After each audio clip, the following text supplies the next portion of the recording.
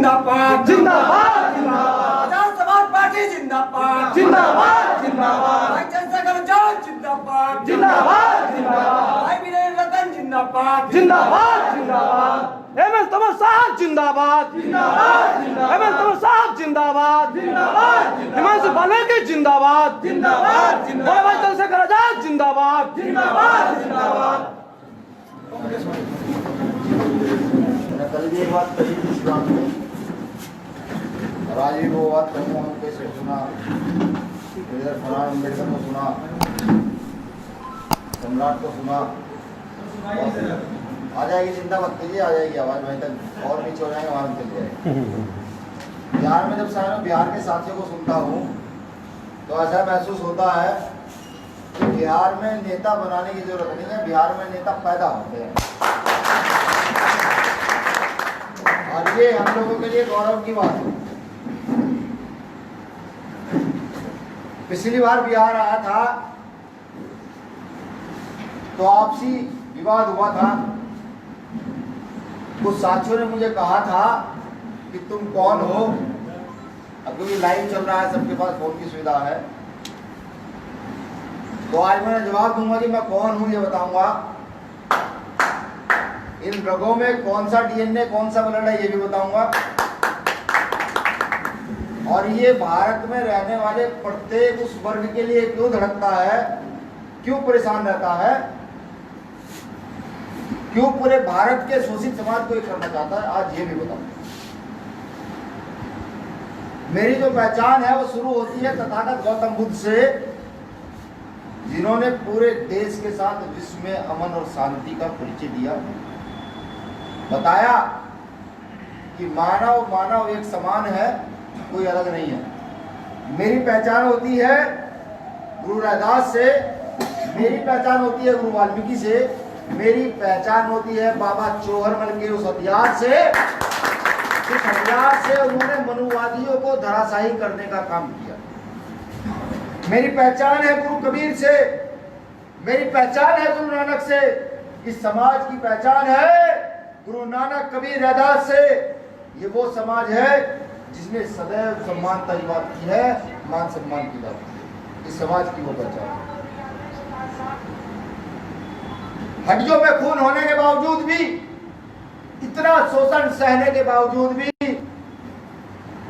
इस समाज ने कभी उफ नहीं की। मेरी पहचान है समाज, मेरी पहचान है गुरु घासीदास जी से, मेरी पहचान है गुरु विश्वन्ना जी से, मेरी पहचान है महात्मा ज्योतिबा फुले साहब से, मेरी पहचान है साहू जी महाराज से, मेरी पहचान है पेरियार साहब से, हमारी पहचान है लड़ाई सिंह यादव साहब से, हमारी पहचान है बिरसा मुंडा साहब से, हमारी पहचान है महात्मा इंजन काली साहब से, हमारी पहचान है डॉक्टर बाबा साहब अम्बेडकर से, हमारी पहचान है जगदेव प्रसाद कुशवाहा से, हमारी पहचान है कर्पूरी ठाकुर से और हमारी पहचान है मान्यवर जगजीवन राम से, हमारी पहचान है एपीजे अब्दुल कलाम से, हमारी पहचान है अशफाकुल्लाह खान से, हमारी पहचान है भगत सिंह से और हमारा वजूद है मान्यवर काशीराम साहब से। मैं आज बिहार के उन साथियों का जवाब दूं जो मुझे फोन करके ये कहते हैं कि बिहार में तुम लोग बहुत कुछ करने के मूड में हो, लगातार तुम्हारे लोग हमें पीटने का काम कर रहे हैं। भीम आर्मी जब जब भिड़ती है, संगीत कुत्तों को भगा भगा कर पीटती है, तो कहीं ना कहीं से फोन टकरा तो मेरे पास आ ही जाता है। ये मेरा जवाब उन तक पहुंच जाना चाहिए कि बिहार की सरजमी पर बिहार के अपने भाइयों से मिलने कुछ लोग आए हुए हैं। आज उन्होंने अपनी असलियत वास्तविक पहचान का परिचय दे दिया है कि हमारी सेवा ने पहचान किया है। साथियों, बहुत सारी बात हमारे गार्जियन स्वरूप माननीय एमएल तोमर साहब ने, छोटे भाई हिमांशु वाल्मीकि ने और हमारे गुरुजी ने, अभी हमारे सद्दाम एडवोकेट जी थे उन्होंने, हमारे जिला अध्यक्ष इन्होंने, फरहान अम्बेडकर जी ने, सम्राट जी ने बहुत सारी बात कही। बहुत सारे लोग हैं आप में बोलने वाले, हमारे कुशवाहा जी ने, बहुत सारे लोग हैं आप में बोलने वाले कि अगर आप बोलेंगे तो मुझे लगता है कि पूरी रात कम पड़ जाएगी। इतने सारे लोग और ये होना चाहिए जिस समाज में अपनी बात रखने वाले लोग ना हो, उस समाज की बात को कोई उठा नहीं सकता। ये होना चाहिए प्रत्येक व्यक्ति में। मैं ये कहता हूं कि सहारनपुर से जिस चिंगार की शुरुआत हुई थी, छोटे छोटे बच्चों को एटम बम बनाने को लेकर के, उन छोटे छोटे बच्चों को बोलना सिखाने को लेकर के 15-15 साल के युवा बोलते हैं, 20-20 साल के युवा बोलते हैं, उनको फर्क नहीं पड़ता कि वो 100 लोगों की भीड़ में है या 1 लाख की भीड़ में। यही काम बिहार में किया आप लोगों ने, यही काम किया चंदन पासवान ने, यही काम किया मनोज भारती ने, यही काम किया यहाँ की टीमों ने, यही काम किया सम्राट ने, ये काम आप सब लोगों ने किया। सबके पेट में दर्द होने लगा, सबके पेट में दर्द हुआ कि जब गुरु रविदास घर तोड़ा जाता है तो ये नहीं देखते कि पासवान जाते हैं, कोई ये नहीं देखता कि मुसलमान जाते हैं, कोई ये नहीं देखता कि धोबी खटीक जाते हैं, कोई ये नहीं देखता कि ओबीसी के लोग जाते हैं, कुशवाहा जाते हैं, मौर्य जाते हैं। सब सिर्फ ये समझते हैं कि आज हमारे एक रहबर का घर तोड़ दिया गया है, आज इनकी छाती पर दमक डलने की बारी आ चुकी है, पहुंच जाते हैं। चंदन पासवान पिटता है जाकर के, मुझे बताता है भैया लाठियां लगी हुई है। डूम आते हैं भर के उड़ीसा से, मार आते हैं भर के महाराष्ट्र से, पासवान जाते हैं भर के बिहार से। सरकार की तबीयत खराब हो जाती, ये हो क्या रहा। हम दूसरों से जातियों में लड़ने की बात करते हैं, लेकिन सबसे पहले हमें अपनी जातियों से लड़ना पड़ता है। काशीराम साहब के बाद ये हुआ कि हमारी जातियां एक हुई, पासवान साहब के बाद ये एक हुआ कि हमारी जातियां एक हुई, 58 साहब के बाद ये हुआ हमारी जातियां एक हुई, बहन जी के बाद ये हुआ कि हमारी जातियां एक हुई। लेकिन फिर निजी स्वार्थ के चलते, परिवारवाद के चलते हमें जातियों में फिर डिवाइड किया गया। चलिए ये अगर एक हुए तो नए लीडर पैदा करेंगे। ये युवा पढ़े लिखे हुए हैं, बाबा साहब का अधिकार मान करके बढ़ने लगे। तो हमारे लोगों ने हम पर शोषण किया, हमें तोड़ा, लगातार तोड़ा। जिस नीति को अंग्रेज फॉलो करते थे, डिवाइड एंड रूल, वो हमारे बुजुर्गों ने हम पर फॉलो की। वो जानते थे कि चंदन पासवान निकलता है और नेता बनता है तो असेंबली की कुर्सियां उखाड़ने की ताकत रखता है, क्योंकि उसको लालच नहीं। वो जानते थे मनोज भारती जाकर चीख मारता है तो उसे कोई रोक नहीं पाएगा, इसलिए उन्होंने डिवाइड एंड रूल खेला। उन्होंने पहले दलितों की जातियां एक अलग की, आदिवासियों को अलग किया, मुस्लिमों को अलग किया। धीरे धीरे करके हमें तोड़ना प्रारंभ किया। जहां हम अलग अलग प्रदेश में अपनी राजनीतिक सत्ता काबिज किए हुए थे, उसको तोड़ने का काम किया। भीम आर्मी ने अपनी पूरी शिद्दत से काम किया। भाई चंद्रशेखर आजाद को लोग कहते हैं कि चंद्रशेखर आजाद जेल चले जाते हैं। सहारनपुर की घटना होती है, लड़कियों को जलाया जाता है, जानवरों को जलाया जाता है। अगर हम जेल ना जाते, लड़ते ना, तो क्या करते? अभी भी आज सुबह शिवांग में एक बच्चे का हत्या कर दी गई है। अगर भीम आर्मी के लोग आंदोलन नहीं करेंगे तो और क्या करेंगे? क्या है संसाधन आपके पास? कौन सा भारत का ऐसा नेता है जिसका आप फोन करके कहेंगे साहब ये हो गया, न्याय नहीं मिल रहा है? उस बच्चे के घर में खाने के लिए कुछ नहीं है, कुछ खाने की व्यवस्था करा दीजिए। जिन लोगों ने मर्डर किया है, SC ST एक्ट लगवाइए, जेल भिजवाइए।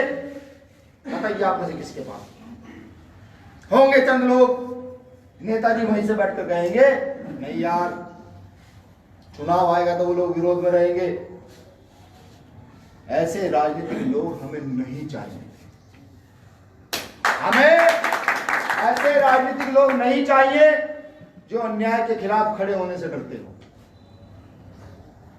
अभी जौनपुर में घटना घटित हुई, अनुसूचित जाति और मुस्लिम के लोगों का झगड़ा हुआ। योगी जी ने उस झगड़े को हिंदू मुस्लिम करार दिया और 2 घंटे मैंने NSA लगा करके मुस्लिम समाज के लोगों को जेल भेज दिया। हमें खुशी हुई कि दलितों पर अत्याचार हुआ, कुछ तो किया। लेकिन जब स्वर्ण हमारी लड़कियों की इज्जत लूट लेते हैं, जब हमारी बेटियों के कपड़े फाड़ देते हैं, हमारे नौजवानों को गोलियां मार देते हैं, तब ये एक्शन क्यों नहीं होता? सवाल ये है हम लोगों को। हमें समझना पड़ेगा कि बलात्कार करने वाला कोई भी हो, बलात्कारी ही होगा। उसके संरक्षण करने वाले लोगों को हम किसी भी कीमत पर माफ नहीं करेंगे। और अगर ये युवा पीढ़ी माफ कर देती है तो मैं चीख कर कहता हूं, चिल्ला कर कहता हूं, मैं मरने से नहीं डरता। ये युवा पीढ़ी नपुंसक हो चुकी है। ये युवा पीढ़ी में वो डीएनए नहीं है जो बाबा साहब में था, जो काशीराम साहब में था, जो बाबा चौहरमल में था। इस युवा पीढ़ी में वो डीएनए खत्म हो चुका है।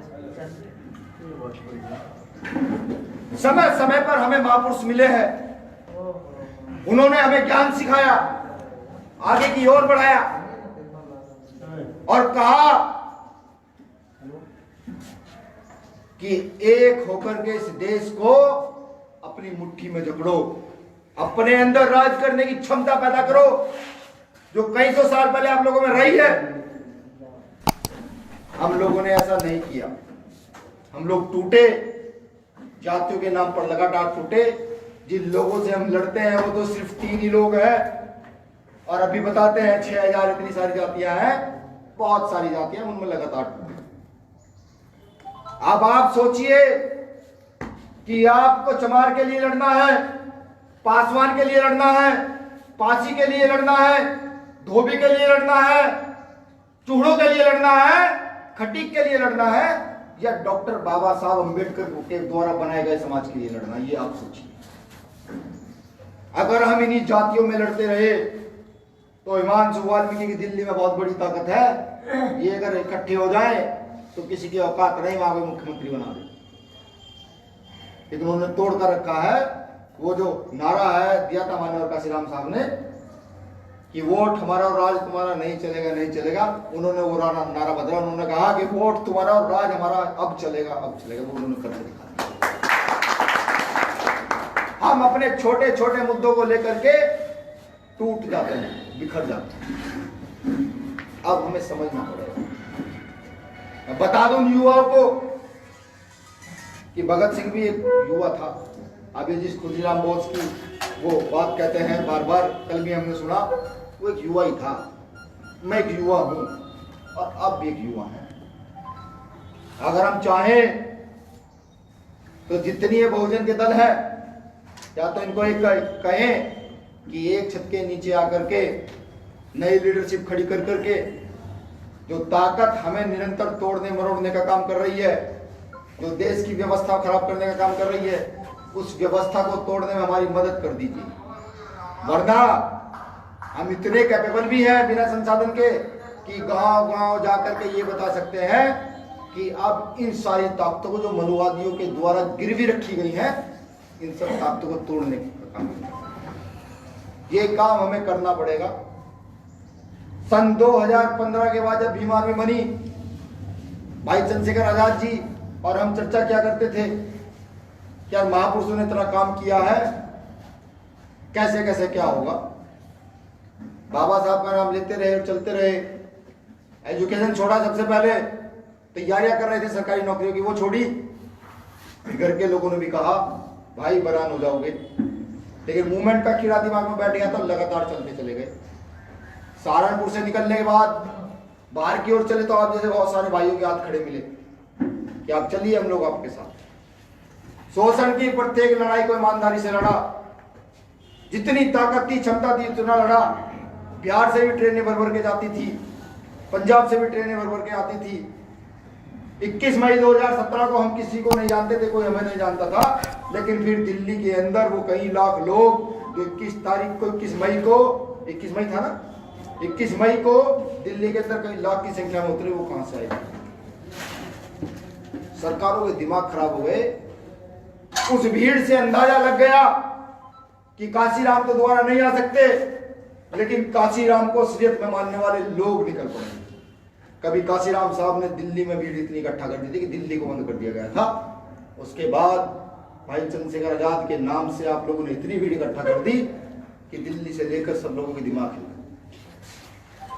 लगातार प्रयासरत रहे, जेलों में रहे, जेलों से बाहर निकले, बहुजन मूवमेंट को इकट्ठा करने का काम किया। जैसे मान्यवर काशीराम साहब ने महाराष्ट्र में जाकर के आरपीआई के लोगों को समझाने का काम किया, लेकिन वो नहीं समझे। उसके बाद बसपा का गठन करने का काम, सबको हमने फोन किए, पत्र भेजे कि एक झंडे के नीचे आकर के अपने राजनीतिक स्वार्थ अगर सिद्ध करना चाहते हैं, लेकिन एक झंडे के नीचे आकर के राजनीतिक स्वार्थ सिद्ध करें। हो सकता है कि बिहार के लोग बिहार में राजनीति करें, यूपी के लोग यूपी में राजनीति करें, महाराष्ट्र के लोग महाराष्ट्र में राजनीति करें, लेकिन बहुजन समाज के लीडर प्रत्येक प्रदेश के अंदर हैं। अनेकों बहुजन समाज की पार्टियां हैं, जो बड़े बड़े लीडर थे उन तक मैसेज भिजवाया गया, कोई निगेटिव कोई भी पॉजिटिव मैसेज नहीं आया। परेशान हुए और उल्टा अलग अलग प्रदेशों में मुकदमे लगने स्टार्ट हुए। महाराष्ट्र में मुकदमे लगा दो, दिल्ली में मुकदमे लगा दो, पंजाब में मुकदमे लगा दो, मध्य प्रदेश राजस्थान में लगा दो, यूपी में लगा दो, बिहार में लगा दो। अंततः निर्णय लिया गया कि जिस कुंजी के लिए कांशीराम साहब ने अपना सर्वस्व निछावर किया है, उस कुंजी को मुट्ठी में भरा जाएगा।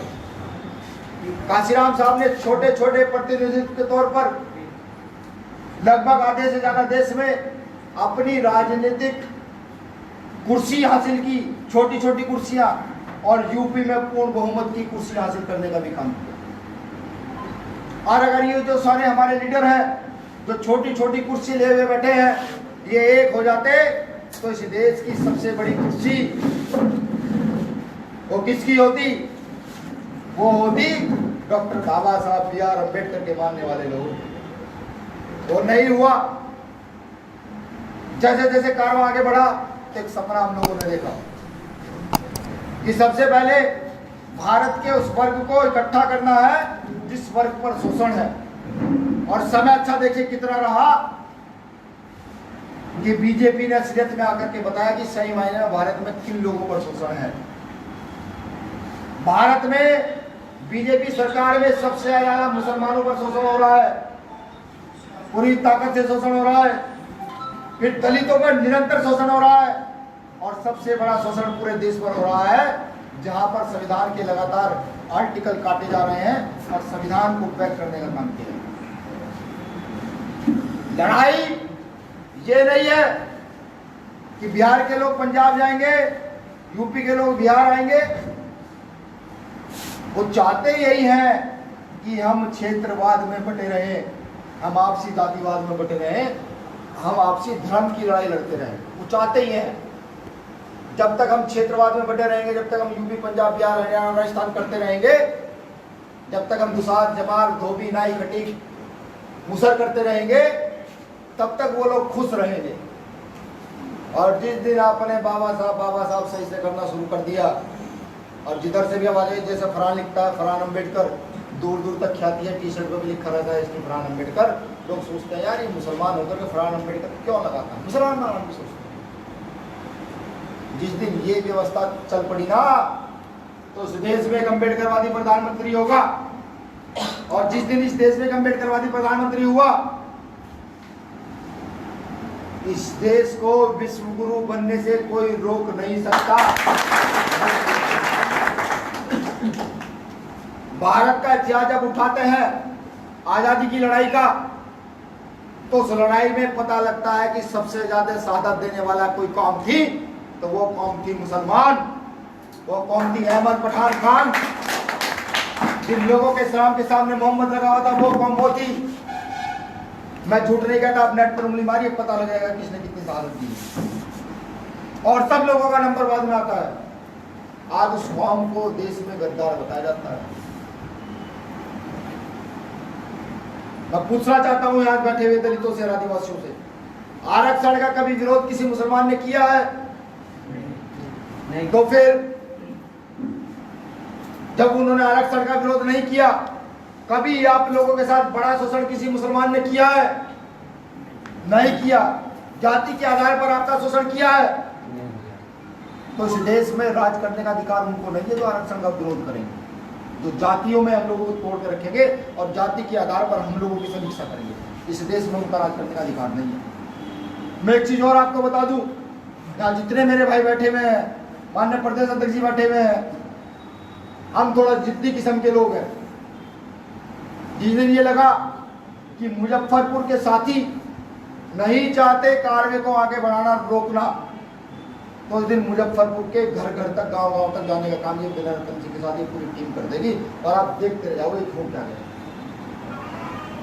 ऐसे ही हम लोग हैं महापुरुषों को पढ़ के, और अगर ऐसे ही आप भी बन सकते हैं कि घर घर जाकर के मूवमेंट बढ़ा सके।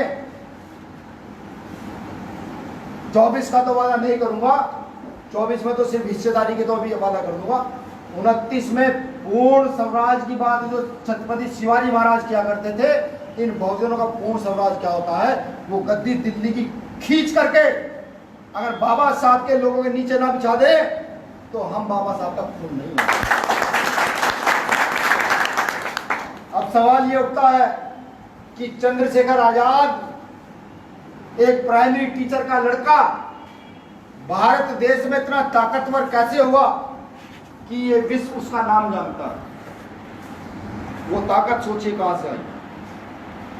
जब लड़ते हैं कहीं बैठ करके और यहां पर चंदन उतरता है सड़क पर, फरहान उतरता है सड़क पर और कहते हैं कि चंद्रशेखर आजाद को कुछ हुआ तो इनसे ईंट बजा देंगे, ताकत वहां से आई। ताकत है, इस ताकत को कायम रखिएगा। ये ताकत अगर कायम रही तो व्यवस्था बदलेगी। आज राजनीति पूंजीपति और सामंतियों के हाथ में चली गई है। अगर आपके पास पैसा है, आपका राजनीतिक बैकग्राउंड है, तो आप एमपी एमएलए बन सकते हैं। और अगर आप किसी गरीब किसान के बेटे हैं, आपके अंदर राजनीतिक सामाजिक सेवा की कितनी बड़ी ताकत हो, आप राजनीति में जाने हैं। वो व्यवस्था चेंज की थी एक बार काशीराम साहब ने, अब दोबारा वो व्यवस्था चेंज करेंगे भाई चंद्रशेखर आजाद और भीम आर्मी का प्रतीक करेंगे। पूरी ताकत से कई टीमें बिहार में आई हुई है। बिहार का इतना रेस्पॉन्स जो मिलता है, बहुत कम बिहार आया हूँ, लेकिन बिहार से आपसी विवाद के फोन जरूर जाते हैं। उससे मुझे ये अंदाजा हो जाता है कि भीम आर्मी बिहार में कितनी ताकतवर है कि लोग, मेरे लोग बात करने के लिए भी आपसी विवाद में पड़ जाते हैं कि नहीं मैं काम करूंगा, नहीं मैं काम करूंगा। बस इस ताकत का सही यूज होना जरूरी है। जैसे तोमर साहब ने कहा, एजेड व्यक्ति है, राजनीति का बहुत बड़ा एक्सपीरियंस है, ना जाने कितने चुनाव इन्होंने लड़ाए हैं। ये मुख्यमंत्री के, प्रधानमंत्री के चुनाव में रहे हैं। ये अलग से भी हमें बताते हैं कि ये तो तय हो चुका है कि यहाँ जो भीम आर्मी की टीम है, अगर वो 20% भी हिल गई, सरक गई काम करने के लिए, तो बिहार में बिना आप लोगों के सरकार तो किसी की बनेगी। और ये भी वादा है कि अगर सरकार में 0.1% की हिस्सेदारी हो गई, समय सही रहा, तो आवाज को कैसे उठाया जाता है, ये खिड़कियां जो बाबा साहब के लिए बंद करते थे, उनको इनके लिए कैसे बंद किया जाता है, वो बताने का काम किया जाएगा। हक अधिकार छिन रहे हैं। अभी बताया कि 5 ताकतें देश में है, वो गवर्नमेंट ने अपने अंडरटेकिंग ले ली है। अभी एक साथी ने बताया था 2 अप्रैल का मामला कि 13 भाई शहीद हुए थे। अब गिनती करना शुरू कीजिए कि हमारी पार्टियां कितनी है। कई सारे तो बिहार में है, फिर यूपी में है, महाराष्ट्र में तो लाइन लगी हुई है, छत्तीसगढ़ में भी है, झारखंड में भी है, बहुत सारी पार्टियां। नेता भी बड़े बड़े हैं, नाम भी ले दूंगा, मुझे कोई एलर्जी नहीं है। बहन कुमारी मायावती है, रामविलास पासवान जी है, अजित राज जी है, ठावरे जी है, और बहुत लंबी लाइन है, जितना मांझी जी हैं, और बहुत लंबी लाइन है। भाई एक सवाल है मेरा, राजनीति से पहले जो रोडपति थे, राजनीति के बाद जो करोड़पति हुए, क्या उनके घरों में इतना भी कुछ नहीं था कि मरने वाले लोगों के हाथ पर रोटी की व्यवस्था कर सके? नहीं था। हाँ, वो चाहते तो उन्हें 10 लाख की व्यवस्था करके देते। मध्य प्रदेश में जाइएगा, एक भाई शहीद हुआ है, 4 बेटियां छोटी छोटी सी हैं। जब मध्य प्रदेश गया तो उसकी पत्नी ने कहा, हाथ पकड़ के कहने कि भैया वो तो चले गए हैं, लेकिन भीम आर्मी का काम देख करके मन करता है कि भीम आर्मी के लिए काम किया जाए। आंखों में आंसू थे। घर देखा, घर पर पन्नी की छत है, पन्नी जानते हैं, काली पन्नी जो होती है, बिहार वाले तो जानते होंगे क्योंकि सबसे ज्यादा तो यही मिला थी, उसकी छत। दर्द नहीं हुआ क्या? जिस राजनीति को हमने पाल पोस के बड़ा कर दिया हो और एक अधिकार बचाने के लिए जो लोग शहीद हुए हो, क्या उनका इतना अधिकार नहीं बैठता? उसमें से उनका ऐसा कुछ नहीं बैठता? बैठता है, इसको बैठता। नहीं दिया, किसी नेता ने नहीं दिया, नहीं सोचा। आज भी वो लोग भूखे मर रहे हैं, उनके पीछे रोने वाला कोई नहीं है। कौन सोचेगा? मैं नहीं सोच सकता। कारण है उसका, मेरे पास राजनीतिक ताकत नहीं, आप नहीं सोच सकते। कारण है उसका, आपके पास राजनीतिक ताकत नहीं है। दूसरा कारण यह है कि आप पूंजीपति नहीं है। एक भी आदमी ऐसा नहीं बैठा होगा जिसके अपने 2, 4, 5, 7, 10 करोड़ का बिजनेस हो। ये सब वो लोग हैं 500 की मजदूरी करने वाले लोग हैं, 1000 की मजदूरी करने वाले लोग। यही लोग मूवमेंट चलाएंगे, इन्हीं लोगों ने मूवमेंट चलाया। अगर हमारे नेता जाते व्यवस्था कर देते, नहीं की। अभी सुप्रीम कोर्ट का निर्णय आया है कि आरक्षण मौलिक अधिकार नहीं है। आंदोलन होगा तो पुलिस गोली भी चलाएगी, ताकत है उनके पास, लोग मरेंगे भी। लेकिन अगर उनके शहीद होने के बाद उनके परिवार की कोई सुध लेने वाला ना हो तो सारी माई ये कह देंगे कि मैं अपने बेटे को आंदोलन में नहीं भेजूंगी, बिल्कुल नहीं भेजूंगी। अधिकार कौन बचाएगा? ऐसे नेताओं की जरूरत है देश में जो अपने अधिकारों के लिए लड़ सके, और वो शुरुआत बिहार से हो चुकी है। बिहार की क्रांतिकारी धरती से हो चुकी है, तथागत गौतम बुद्ध की धरती से हुई शुरुआत हो चुकी है, ये क्रांतिकारी वीरों की धरती से हो चुकी है। और अगर आपने यहाँ मेहनत करके कुछ छोटा सा भी हिस्सा कर दे दिया, छोटा सा भी हिस्सा, तो बिहार में भीम आर्मी के लोगों को किसी की औकात नहीं, बिहार में नहीं पूरे देश में किसी की औकात नहीं जो भीम आर्मी के लोगों को रोक सके। है नहीं? आरएसएस तो आरएसएस, बीजेपी तो बीजेपी, इनके जैसी 10 संस्थाएं अगर और भी तैयार हो जाए वो हमें रोक नहीं पाएगी। फिलहाल आपका नेटवर्क पूरे बिहार से लेकर के 22 राज्यों में भीम आर्मी काम करती है। अभी लॉकडाउन के अंदर जब फोन आए, क्योंकि बिहार की आबादी पूरे देश में काम करती है, पूरे देश का कोई प्रदेश ऐसा नहीं है जहां बिहार के लोग काम ना करते। उसका कारण है कि बिहार में नेताओं ने रोजगार की सही व्यवस्था नहीं की। यहाँ जो उद्योग थे उनको भी यहाँ से दूसरी जगह शिफ्ट कराने का काम किया गया है। जो बिहार की हिस्ट्री जानता है वो इन चीज़ों को मेरी अच्छी तरीके से समझ रहा हूँ मैं क्या कर रहा हूँ। उस भुखमरी के कारण जो हमारे लोग यहाँ से बाहर जाते हैं, पंजाब जाते हैं, तमिलनाडु जाते हैं, कर्नाटक जाते हैं, महाराष्ट्र जाते हैं, सभी राज्यों में जाते हैं, लॉकडाउन में वो लोग भूखे रहे, वो लोग भूखे मर गए। फोन आया तो दर्द हुआ तो बिना सोचे समझे 4-5 नंबर अप्लाई कर दिए। जहाँ जहाँ जो टीमें थी, महाराष्ट्र की टीमों को कहा भाई फोन किसी का आएगा तो रोटी की व्यवस्था कीजिएगा। ये जो बैठा हुआ है यहाँ पर छोटा भाई हिमांशु वाल्मीकि, दिल्ली का प्रदेश अध्यक्ष, रात को 2 बजे भी अगर फोन आ गया तो 3 बजे खाना तैयार करके भिजवाया गया है। खाने की व्यवस्था नहीं हुई तो नमकीन, बिस्कुट और पानी की व्यवस्था करके भिजवाई गई। ये क्या था? ये एक सामूहिक ताकत जो इकट्ठा की गई है पूरे देश में, ये उसका असर था। सिर्फ मेरे पास देने के लिए कुछ नहीं है, आपके पास भी देने के लिए कुछ नहीं है, लेकिन अगर हम एक जगह हो जाते हैं तो एक चीज तो होती है दोस्तों कि अगर मुझे कोई बिहार में दिक्कत होगी तो मैं चंदन को फोन करूंगा, भाई अध्यक्ष जी ऐसा मामला हो गया है। चंदन जी कहें कौन सा जिला है? हम कहेंगे मुजफ्फरपुर, ठीक है, भी भेज देते हैं जिलाध्यक्ष को। ये व्यवस्था हमें कायम करनी पड़ेगी, हमें जानना पड़ेगा महापुरुषों के विषय में। अगर इस देश पर राज करना चाहते हो, अपने दिमाग में राज करने की हवस पैदा करो, राजा बनने की हवस पैदा करो। देश के 70 साल की आज़ादी के बाद भी हम लोग राज की ओर अग्रसर क्यों नहीं हो पा रहे हैं, इस चीज को सोचना स्टार्ट करो। ये हमें करना पड़ेगा। हमें उस व्यक्ति का साथ देना पड़ेगा जो जमीन पर लड़ाई लड़नी जानता हो। कभी कभी मैं कहता हूँ चंद्रशेखर आजाद जी को, क्योंकि हम लोगों का काम डिवाइड है। मेरा काम शुरू से संगठन का स्ट्रक्चर खड़ा करना रहा है, उनका काम रहा है सरकार की इनके ऊपर निगाह रखना और जहाँ एट्रोसिटी होती है उन पर एक्शन लेना।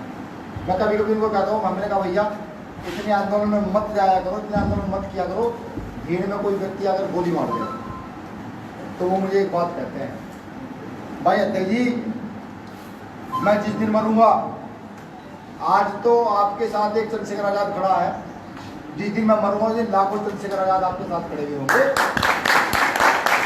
और बहुत तेजी से काम किया जाएगा। जिस व्यक्ति की भावनाएं ये हो, क्योंकि मैं मित्र भी हूं उनका, हम लोग साथ भी रहते हैं, जिस व्यक्ति की भावनाएं ये हो वो सोचिएगा कि वो अगर काम करने पर सही ताकत उसको मिल जाए, वो किस हद तक जाए। साहब कह रहा है, किसी बेटी से जब मिलते हैं साहब कहते हैं कि बेटी अगर कोई उंगली उठा ले तो उंगली काट लेना और अपने भाई के पास मैसेज भेज देना, बाकी जो होगा हम अपने आप ले लेंगे। ये बातें कहने के लिए बहुत बुर्दा चाहिए, और इन्हें कहने से ज़्यादा करने के लिए बुर्दा चाहिए। और ये हमने किया है। जब कैमूर की घटना घटी, रात को 1:30 बजे गुड़िया का मुझे फ़ोन आया। मैं दिल्ली में था, भाई चंद्रशेखर आया और हम साथ थे उस दिन, मैं कहीं बाहर से आया था। तो उस गुड़िया ने मुझे कहा कि भैया गांव की लाइट भगा दी गई है और पुलिस भी हटा दी गई है। 1:30 बजे आपके एसएसपी को फ़ोन किया और सिर्फ एक बात कही, अगर उस गांव से किसी गुड़िया के पल्ले पर दाग भी लगा तो हम लोग भीम आर्मी के हैं। आज तक लोगों ने हमें मारा काटा होगा, लेकिन आज बख्शिश की नहीं जाएगी। अगले 20 मिनट में उस गांव में लाइट पहुंच गई और आधे घंटे में वहां पुलिस की गाड़ी भी पहुंच गई। ये ताकत आप सब लोगों ने इकट्ठे कर दी है। अब इस ताकत को कायम रखने का सवाल है। जो पार्टी तैयार की गई है, ये असल में पार्टी वार्टी नहीं है, ये तो बड़ा मैं कि हमने पार्टी तैयार कर दी है। ये तो गरीबों का एक ताकत प्राप्त करने का समूह तैयार किया गया है कि जो लोग राजनीति के अच्छे खिलाड़ी हैं, जिन लोगों को आज तक मौका नहीं मिला काम करने का, जिनको राजनीतिक स्तर पर दबाया गया है, वो यहाँ इस घर में आए और खुलकर काम करें और बताएं देश में बताएं कि देश में एक ही बाबा साहब अम्बेडकर नहीं पैदा हो सकते। देश में और भी उनको मानने वाले बहुत सारे लोग हैं जो उनके कारनामों को लेकर के जा सकते हैं। ये बताएं। ये पार्टी नहीं, एक आंदोलन है। इस पार्टी का सबसे बड़ा नेता आंदोलनों से जन्मा हुआ है और पार्टी का राष्ट्रीय अध्यक्ष होने के बावजूद भी वो आंदोलन ही करता है। वो बात नहीं करता, सिर्फ वो आंदोलन करता है। अब सोचना आप लोगों को है, इस युवा पीढ़ी को, जो 20 साल के लड़के हैं, जो 25 साल के, जो 30 साल के, जो 35 साल के, 40 साल के हैं। अहमद तोमर साहब तो मार्गदर्शन कर सकते हैं, कुशवाहा साहब तो मार्गदर्शन कर सकते हैं। आपको सोचना है कि आप कितनी लंबी रेस लगा सकते हैं। एक चीज का और ध्यान रखिएगा, जब कभी मनोबल टूट जाए और लगे कि अब तो भूखे मरने की नौबत आ रही है, तो डॉक्टर बाबा साहब बी आर अम्बेडकर की तरफ देख लीजिएगा। फोटो की तरफ 2 मिनट देखिएगा और सोचिएगा, जिस व्यक्ति पर खाने की व्यवस्था ना हो, वो देश के सबसे बड़े बुद्धिजीवियों में शुमार हो, तो उसकी औलाद इतनी कमजोर नहीं हो सकती। जब पढ़ लिख कर नौकरी लग जाए और करोड़ों रुपए आप कमा ले, घर में सारे ऐसो आराम हो, मूवमेंट दिमाग में ना आए, सिर्फ हल्का याद है कि कुछ मूवमेंट है, तो तथागत गौतम बुद्ध की ओर देखिएगा और सोचिएगा, जिस इंसान के पास सब कुछ था, उसने अपना सब कुछ छोड़ करके आंदोलन को अपना हिस्सा बनाया, लोगों को अपना हिस्सा बनाया, मूवमेंट चलाने का काम किया, तो बुद्धि खुल जाएगी और अपने आप मूवमेंट को मोड़ जाएगी। ये बहुत छोटी बातें हैं, लेकिन बहुत मजबूत बातें हैं। अब रही नेटवर्किंग की बात, जो अपने आंदोलनकारियों ने, जो आपके आंदोलनकारियों ने पार्टी बनाई है, उनकी बात।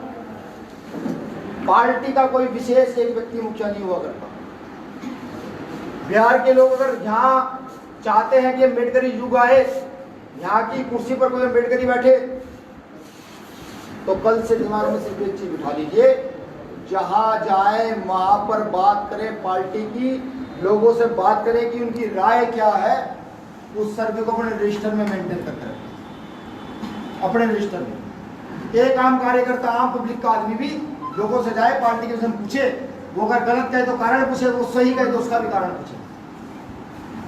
जो नॉलेज आपके पास है, ट्विटर के माध्यम से, फेसबुक के माध्यम से, व्हाट्सएप के माध्यम से, न्यूज के माध्यम से, भाई चंद्रशेखर आजाद की, हम लोगों की, या चंदन की, या सम्राट की, या अम्बेडकर जी की, जो नॉलेज आपके पास है वो उसको बता दे।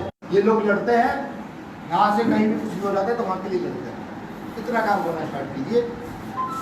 जो व्यक्ति अपना रजिस्टर मेंटेन करके लोगों से मिलता चला जाएगा, लोग जुड़ते नहीं जुड़ते बात की चीज है। जो मिलता चला जाएगा एक ना एक दिन उसकी सूचना हम तक पहुंचेगी जरूर।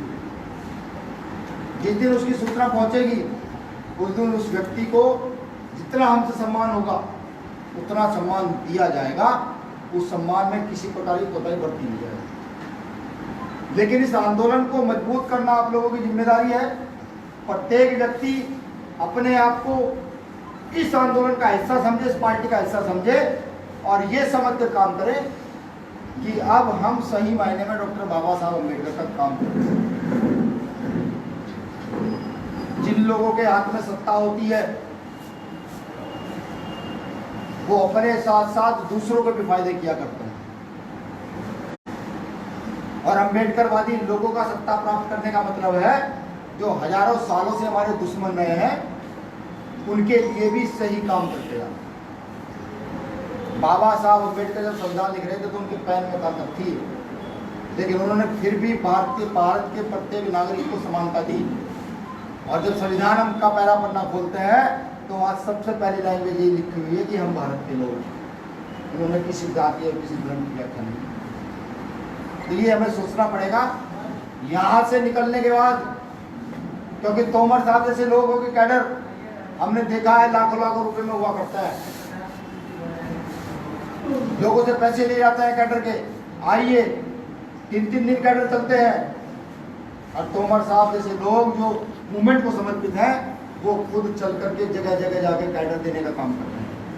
ये बड़ी बात है, इस चीज को समझिए। क्षेत्रवाद से दूर रहना है। कोई ये कहे कि वो बिहार यूपी के हैं, वो पंजाब हरियाणा के हैं, कोई ये कहे तो उसके मुंह पे फौरन जवाब दीजिएगा। कोई कहीं का भी हम सबसे पहले बाबा साहब को मानने वाले हैं, हम सबसे पहले अम्बेडकर वाले हैं। ये बात जवाब दीजिए। बहुत छोट बात की बात है। एक चीज मन में बिठा लीजिए, प्रेम की भावना। आपने देखा है कि अगर बड़े भाई के सामने छोटे भाई को चांटा मार दे तो तिलमिला उठता है। ये भावना पैदा करती है। जब पंजाब में कोई घटना घटे ना तो बिहार के लोग ये खड़े हो जाने चाहिए, नहीं पंजाब में नहीं, वो हमारे भाइयों के साथ घटना घटेगी। बिहार में कोई घटना घटेगी ना तो उत्तर प्रदेश के लोग खड़े होंगे, खड़े होकर ये कहेंगे नहीं वो घटना हमारे भाइयों के साथ घटेगी। ये चल रहा है अभी भी। जब भी कोई घटना घटती है हम अपराधी को ढूंढ रहे हैं। बड़ी बात, बहुत बड़ी बात, ये आपको करना पड़ेगा। जामा मस्जिद में चंद्रशेखर आजाद जी ने अपनी जान की परवाह नहीं की। CNRC को लेकर के पूरे देश में आंदोलन को लीड किया। केरल गए, कर्नाटक गए, छत्तीसगढ़ गए, झारखंड गए, बिहार आए, दिल्ली रहे, यूपी गए।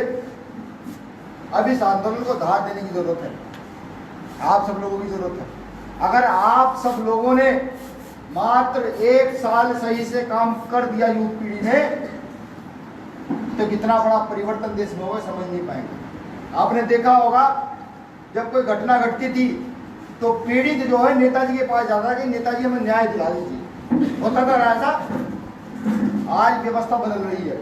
आज जब घटना घटती है तो नेताजी दौड़े दौड़े आते हैं पीड़ित के पास, हाँ भाई बताओ क्या करना है, क्या हुआ आप लोग। ये व्यवस्था परिवर्तन हो रही है। इस व्यवस्था परिवर्तन में अपनी हिस्सेदारी निहित कीजिए, वरना आने वाली जो नस्लें होंगी वो सवाल जरूर पूछेंगी। हम अच्छा करके जाएंगे तो भी सवाल पूछेगी और बुरा करके जाएंगे तो भी सवाल पूछेगी। जैसे आज हम सवाल पूछते हैं बाबा साहब का नाम लेकर, काशीराम साहब का नाम लेकर, इन लोगों का नाम लेकर सवाल पूछते हैं, ऐसे ही हम लोगों से भी सवाल पूछेगी आने वाली नस्लें। अगर कुछ कर गए तो सम्मान मिलेगा और कुछ ना करके गए तो गालियां मिलेंगी, जूते मिलेंगे, चप्पल मिलेंगे। कितने हैं मैं नहीं कहता, ये होता है, ये होगा, ये सच है, ये हो रहा है। तो आप लोगों को अपने मूवमेंट को बढ़ाना है। इसके बाद तो मैं अपनी बात खत्म करूंगा। जो भीम आर्मी के पदाधिकारी हैं, जो जिले की टीम बाहर के वहां से आई हुई है और मुजफ्फरपुर की टीम भी है, उस टीम के साथ अलग से मीटिंग की जाएगी। दूसरी बात, जो भी व्यक्ति पार्टी में काम करने का इच्छुक हो, जो ये कहता हो कि भैया मैं इस आंदोलन में अपनी भागीदारी सुनिश्चित करना चाहता हूँ 10 दिन के लिए, 20 दिन के लिए, 1 महीने के लिए, 2 महीने के लिए, वो यहाँ की टीम को अपना नाम भेज दे। नाम भेज दे, एक रिज्यूम भेज दे। उस रिज्यूम में सब कुछ लिखा हो सामाजिक काम किया है, कितनी एजुकेशन है, क्या नाम है, क्या एड्रेस है, सब। जिसमें राजनीतिक काबिलियत होगी उसको जिताकर भेज दिया जाएगा।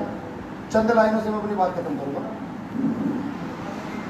ये चांद, ये सितारे मेरे साथ में रहे जब तक आपके हाथ मेरे हाथ में।